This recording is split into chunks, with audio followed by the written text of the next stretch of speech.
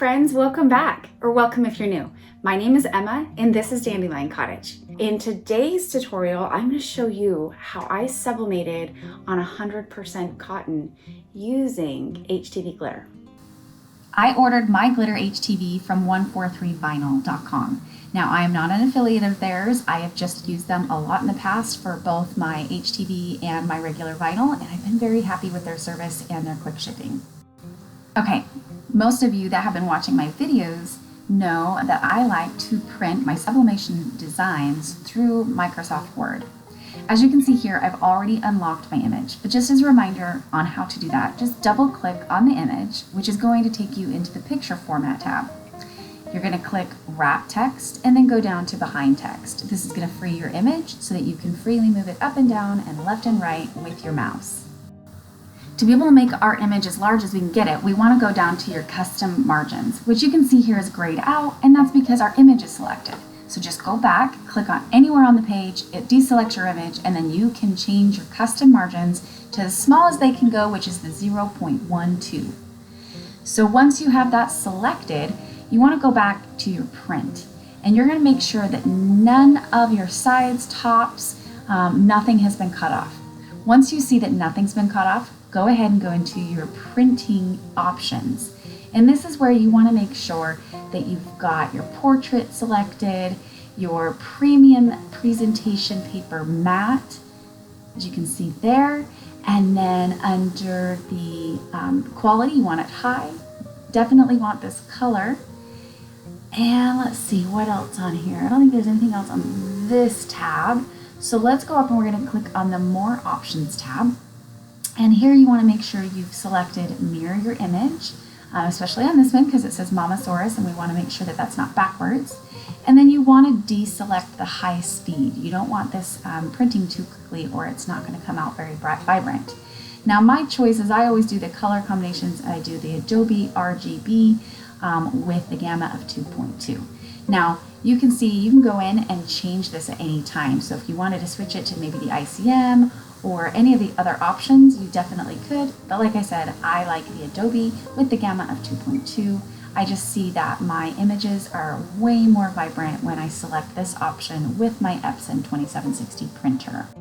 Now that we've selected all of our settings, we would go ahead and hit print on our sublimation printer. All right, now we're going to jump into Cricut Design Space. I have opened a new project and we're going to upload this image into our design space. You can either click on the browse or, like I like to do, I just drag it and drop it. Once it's uploaded, you'll go ahead and I usually select complex and then continue. This image comes over quite large, so sometimes you have to minimize it. Up at the top right hand side, you can see the plus or the negative button, which is going to minimize it so that you can see what your image is going to look like. Once you see that everything came over, pretty flawless, I don't see anything wrong with this image, I'm going to go ahead and click continue. Now this can sometimes take a while if the image is really large. So you can see here, it's giving you the option of a cut image or a print then cut image. I'm going to go ahead and select the print then cut image and hit upload. Now this same section, you can go ahead and rename your image if you'd like to, but you don't have to. You'll be able to see that it's been uploaded under your recent uploads. You're then going to select it and hit insert images. Again, this can sometimes take a while if the image is really large. Now you can see at the top how large this image is. It's way bigger than what our image was when we were in Microsoft Word. So you want to refer back to your height and width on Microsoft Word, and then you're going to go change your height and width to match it in Cricut Design Space. That's very important. If you don't do this step, then it's not going to match up when you go to Sublimate. Again, we want to verify that the height and width in our Microsoft Word matches the height and width in our Cricut Design Space. Once you know that it does match, you're going to go ahead and select the image and then go select the offset button. You can see this outline around your image. That's your offset. Currently it's set at the 0.25, which I thought was a little too much. I didn't want that much of my Glitter HTV showing. So I just slowly play with it until I find what I like. You can see here's a 0.15, which again I thought was a little too much. So I switched it to a 0.05, which is perfect. You can very slightly see an outline around the image, which is exactly what I want. Once you've selected the offset that you like, you're going to go ahead and click Apply. Now on the right hand side, you can see that there's two different layers now. You've got your regular image and then you've got the offset. But as you can see, it also says that it's a print then cut, which is not what we want. We don't want it to print the black offset. We want it to just cut the black offset. So you select it, you're going to go up to the print and cut drop down and you are going to change it to basic. Now you can see that the width and the height is just slightly larger than our actual image. And to show you that, I'm going to go ahead and unhide the image and I'm going to lay it on top. In fact, let me change the background because I am such a visual person. We're going to change this to white because that's the color that I chose and I ordered. And as you can see, this is what it's going to look like when we're finished. So exciting. Well, we definitely don't want to print and cut this image, so I'm going to go ahead and hide it. Actually, before I do that, let me show you. Do you see this little disclaimer? It says this image is too large. It's bigger than a 6.75 by a 9.25. That is why I use Microsoft Word, because I can print bigger designs than Cricut Design Space can. Just so that you guys are not like, why is Emma doing this in two different softwares? That is why. So you want to go ahead and hide it like I did there, and then you're going to go ahead and click Make It. Now you want to definitely mirror your Glitter HTV. Once you've mirrored your image, go ahead and click Continue. This is going to take you to the next screen where it's going to ask you to set your base material.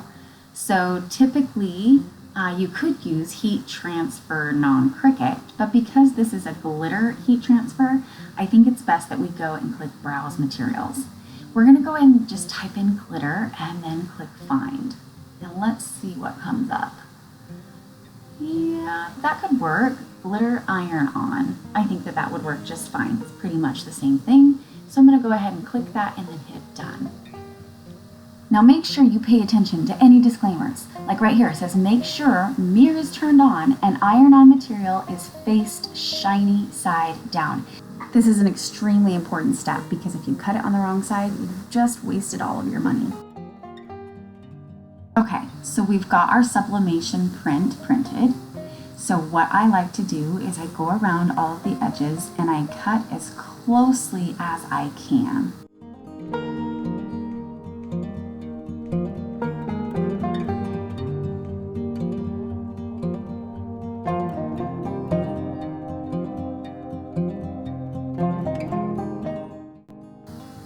Next, we need to cut our Glitter HTV. You can see this is the shiny side and that's the dull. I use my standard grip mat for this, and I go ahead and I'm going to lay it again, shiny side face down, and then I just roll it one side at a time and then just put a little pressure on it to get any of those air bubbles out. Now, quick tip. You should always check your blade to make sure that there's nothing on it. As you can see here, I've got quite a bit of residue from a last cut, some vinyl that was still sticking to it, so I very carefully just cleared it off with my fingers.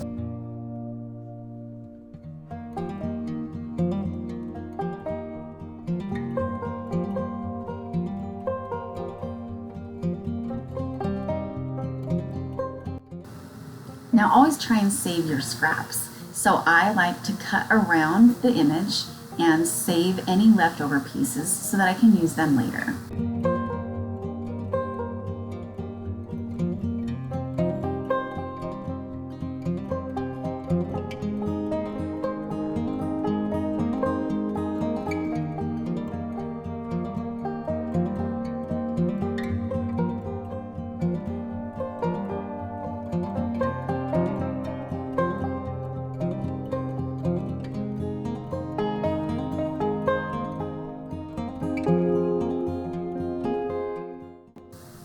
First, we're going to press the Glitter HTV at 320 degrees for 10 to 15 seconds.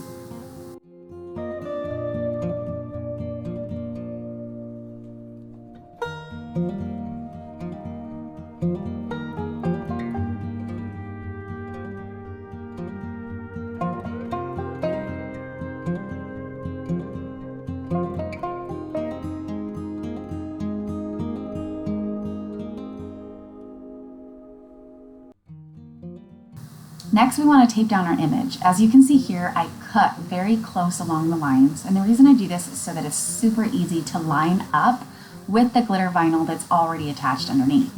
Then you just get your heat transfer tape and tape down your image. Now we're going to press the shirt again with the sublimation image on top.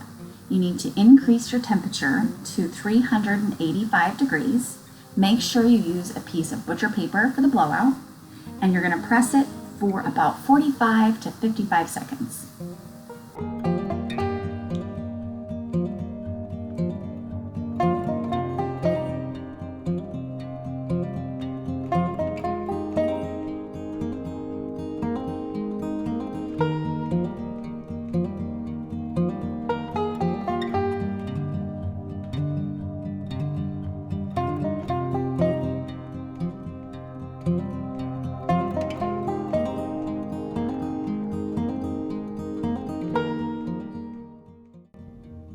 What did you guys think of today's tutorial?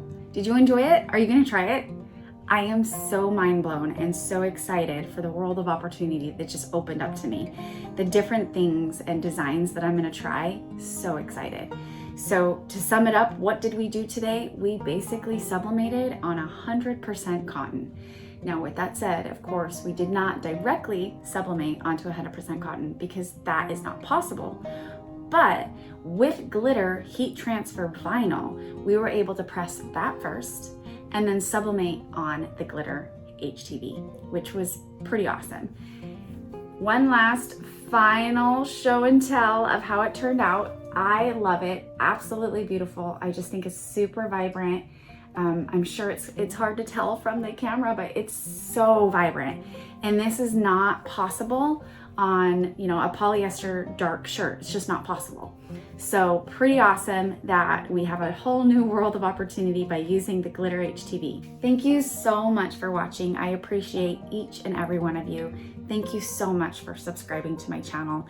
Don't forget to like this video, and if you haven't already, make sure that you ring that bell so that you get notified anytime I upload a new video. Until next time, bye guys.